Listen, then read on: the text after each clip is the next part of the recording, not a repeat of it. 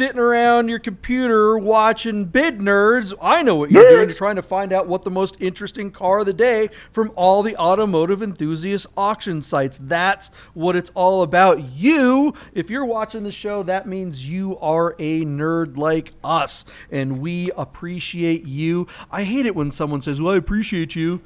You know, they hand you your fries. You're like, I appreciate you, bro. It's like, no, you don't. You've ruined the phrase. It used to be like, the first time I heard someone say, I appreciate you, I was like, oh, man, that was really kind of, really? Gosh. The show's off the rails already. I'm heartfelt. But can you just, pour my gas or whatever? I don't know. Pour my gas. Look, it just doesn't mean anything. Unless it comes from a nerd like us. When we say we appreciate you, we know there's only 5 of you watching this thing. That means we can name everybody in the audience. We do appreciate you. We seriously do. That is, of course, if you've hit the subscribe, like, and notification button. If you're one of those people, and look, we can look on the analytics. A bunch of you watch this show all the time, but don't subscribe. What the hell, nerd? Come on. Bring us some love. Subscribe, like, notification button. Do it now. Spread the word. Share a nerd. Share this episode with some other nerds out there so they can be part of the nerd herd as well. My name is John Polnik. I'm coming to you from the Container Park in downtown Las Vegas, along with my partner Michael Deeb, who is not downtown Las Vegas. He is in San Francisco. Nice to see you, Michael. Damn. How are you today, sir? Good morning, JP. Look at us doing a show. Yeah, I just want to say to all the new people that are joining us, we get new people all the time. Thank you for joining us. If you don't know what's up with this show, we pick the most interesting car of the day from Pcar Market, Cars and Bids, Bring a Trailer, whatever other auction sites are out there. We scour them all. We find the most interesting car. We make a prediction as to what we think the car will sell for in its respective auction, and then we talk about the results at the end of the show. So stick around to the end of the show, and you will actually see what the car we talk about, what it actually sold for or maybe didn't sell for. Sometimes they don't.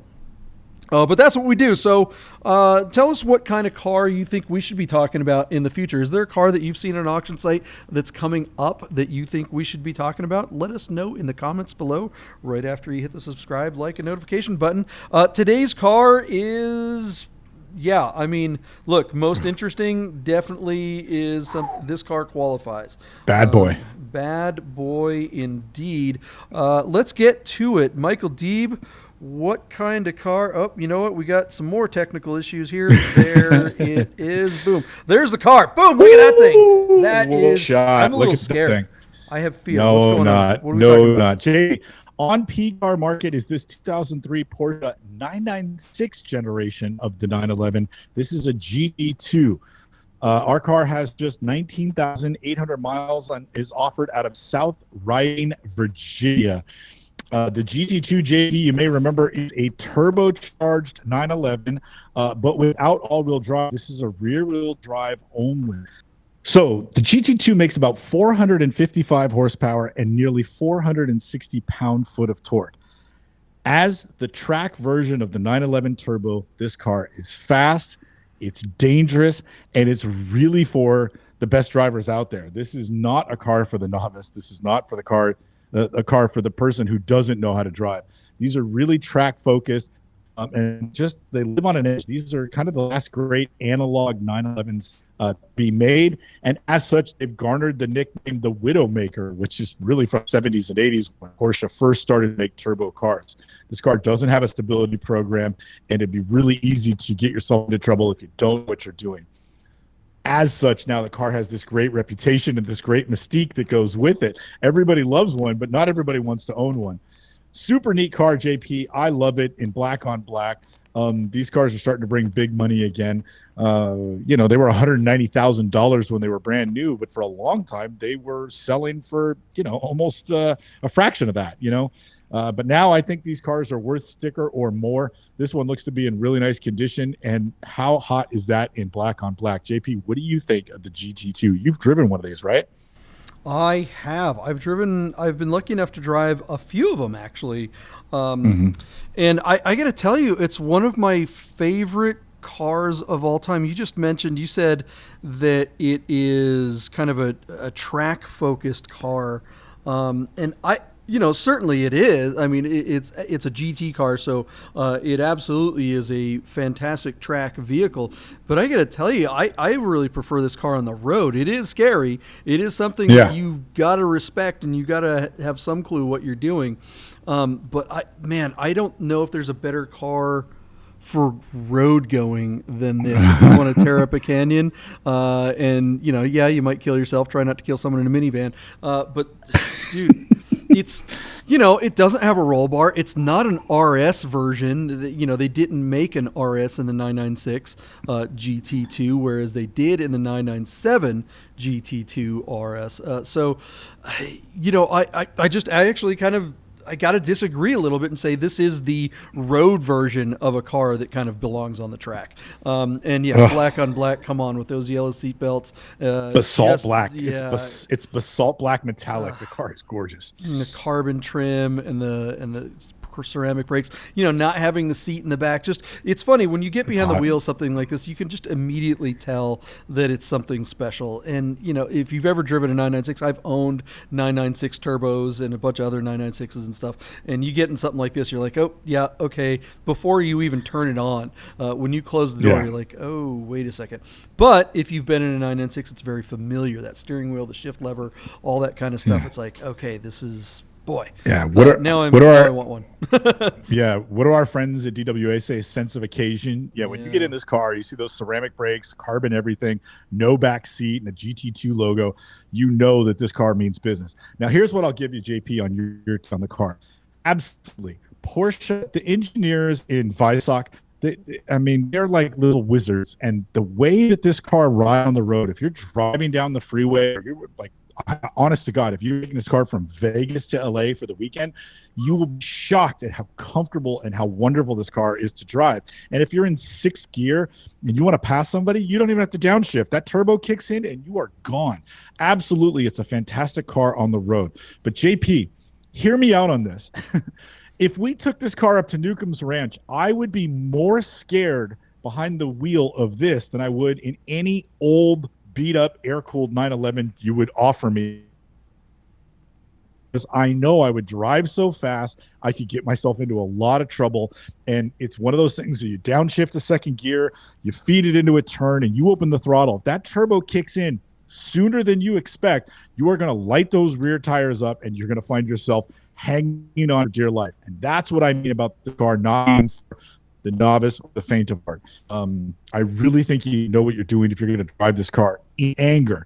If you could resist driving it like a buffoon and you were just going to go out and drive it like a regular car, which sounds ludicrous, this car is shockingly docile and very easy to use. It's a wonderful, amazing, built by geniuses. It's a great, great car. I love it for all things, but I just don't think a guy who doesn't know what he's doing should go out and drive one for fun. I think it's too serious a mistake to make, That is not what I was disagreeing with you. I specifically just saying that it is not a car built for the track. I think it's a car built for the road, and I totally agree with you that if you don't know what you're doing, this is definitely the car that's going to mess you up.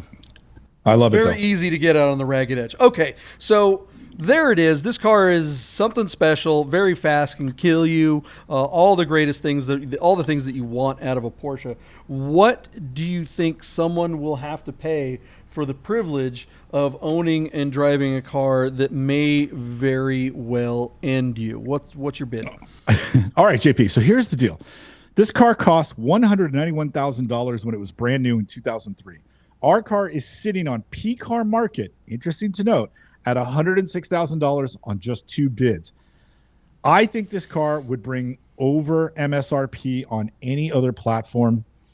I'm not as sure about this one. I wrote down 185, but I think I'm going to raise my bid up. I just don't think it's going to break 200 grand. I'm going to raise my bid up to $190,000 and send it to you and say it'll bring sticker, but I don't think it'll crack 200 on this platform. Whereas if this car were on BAT, I think this car would bring $210,000, $220,000. But I think the consignor is going to leave some money on the table because of platform. 190 means he gets sticker back for the car with 8,000 miles on it. That's still a fair result. But when you consider that he might get 30 grand more somewhere else, what are you doing? So anyway, I'll send it to you at 190 grand, JP. I don't disagree with you that the platform is not as good as something like BAT, but I think this is the kind of car that typically does well on Pcar Market. I think Pcar Market fails typically on things that aren't like totally blue chip, things that aren't or things that are weird, right? And we talked about a 924 turbo Safari on a recent episode, and that car should have brought double the money that it brought on Pcar Market, and that's 100% because Pcar Market was the wrong platform. This car right here, you got to wonder when the seller brought this car to market. That is, did he make a decision last week that he wanted to sell this car and said, all right, well, if I go on BAT, I'm going to have to wait till September, whereas I can put it on the market or October, right? Whereas I can put this to market right now on Pcar Market. This is a blue chip car. The car is perfect. Typically GT3s and, really nice Porsches do about as well, sometimes even better on Pcar Market than BAT. It's arguable, the normal stuff. And it's hard to say that this is a normal car because it's not, but it is. There's nothing weird about this car. This is absolutely a car that people want, and the people are looking for these. It's not some weirdo looking for a 924 Safari car. No, it's just a bit more niche, right? You're right. It's also a very, very expensive car. So something like this, the person that has the money for this car doesn't care about $10,000 or $20,000. They want this car. Whereas the weird stuff like that 924, that's the kind of car that someone really has to want something like that, or is so intrigued by it, and on something like BAT. If that 924 were on BAT, it's the kind of thing that someone with $30,000-$40,000 laying around is like, yeah, I didn't know I wanted that, but now that I see it, I do, because they just came across it, right? Whereas this car isn't. This is not a point of purchase car. A GT2 is for the serious owner, as you said before. So. But all that said, I'm going to park my bid just a little lower than yours, not because of the platform on this one. I'm going to park it just because I think this is not a car that is super, super strong in the market right now. What was your number? 190. 190? Okay, I'll just say 180. I don't think it breaks 200 either, and I don't think it would break 200 on BAT, quite honestly. I do. I really do. Car as it is. Yeah, the GT2s have been getting their money. And so it's interesting. Do you think Pcar Market should pay to use Fat Boy Slim's Right Here, Right Now soundtrack as their advertising and marketing campaign? Oh man, I'm gonna have to say we'll save that for another discussion. Is that how they get the good cars? Is that they can go to market 2 months faster than everybody else? And if that's true, then they should absolutely do Right Here, Right Now as their if slogan. They're not, they're idiots, and there's certainly evidence of that anyway. I have personal friends who are asking me. They have cars that are really special, kind of blue chip modern Porsches, and they're going, should I put on BAT? That's where all the money goes. I'm like, no, not for your GT3. That thing. Yeah. Do you really want to sell a GT3 in September, October? I don't know. I mean, I don't think it's bad to sell one then, but it's certainly better to sell one in the middle of summer. That's for sure. So, yeah. Well, what do you guys think? What do you think of my bid? Do you think JP's bid, that's me, the smart guy, do you think my bid is going to be the one that hits it on the money? Or do you think it's going to be Michael Deeb over there, my expert partner? Follow the science, apparently. Here it is. Let's find out how much this car goes for right after this break. But first, make sure you hit the subscribe, like, and notification button.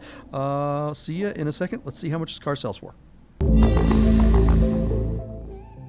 Okay, guys, I want to tell you about Vegas Auto Fest. The drivers are coming. This is one of our big sponsors. It's the biggest car show of the year in Las Vegas. It's one of the coolest car shows you can possibly experience anywhere. If you haven't made plans to be part of Vegas Auto Fest on September 17th, then do it now. Go to VegasAutoFest.com and register your car. You think you're a car enthusiast?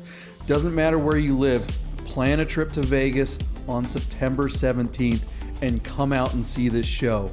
It's like Monterey Car Week all in a day. Have you ever been to the Quail? Have you ever been to Works Reunion? Have you ever been to Amelia Island? All those car shows are amazing and great. Have you been to Luftkult? Sure, but Vegas Auto Fest is something special. Make a plan for September 17th. We'll see you in Vegas. And welcome back to Bid Nerds, everyone. Your daily nerd on the most interesting cars of the day on all the automotive enthusiast auction sites. We have picked a good one for you today. While you were just watching that word from our sponsor, I'm sure you hit the subscribe, like, and notification button. Why wouldn't you? That's what a nerd would do. And you, if you've gotten this far into the show, are such a nerd. Oh my God! Us. So thanks for being part of the nerd herd. Do us a favor, spread the word and share a nerd, grow the herd. That's what we do. Enough rhyming. Let's get to this beautiful. GT2. Talk about a big ol' result. This car, dope car. What happened with this auction? All right, so if you're a bid nerd, you probably see all the videos.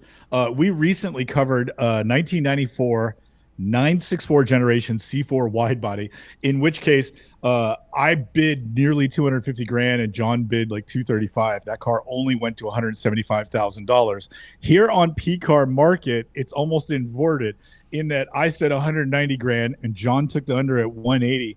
Our GT2 sold on Pcar Market for a whopping $250,000 on 40 bids. This car got a boatload of action. Congratulations to the consigner. I am sure he is smiling and counting his money as we speak, as we cover this. Certainly a beautiful car, if you remember correctly, super low miles. Really, really nice car out of Virginia. Actually, not even super low miles, 20,000 miles. I mean, that's just kind of, I'd say, fair. Basalt black metallic sets it apart, but that's about the only thing.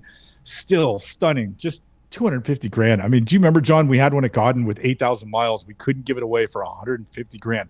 Nobody called on that car for over 2 years. And now look at this, 20,000 miles, more than double the miles, and it's 250 grand. That's strong. And I'd say it's really strong for Pcar Market. Well done, man. Everybody gets a bid nerd round of applause. What do you think, man? I mean, boy, did we undersell that one, huh? One of the coolest cars of all time, but dang. Right. Talking about 996 love.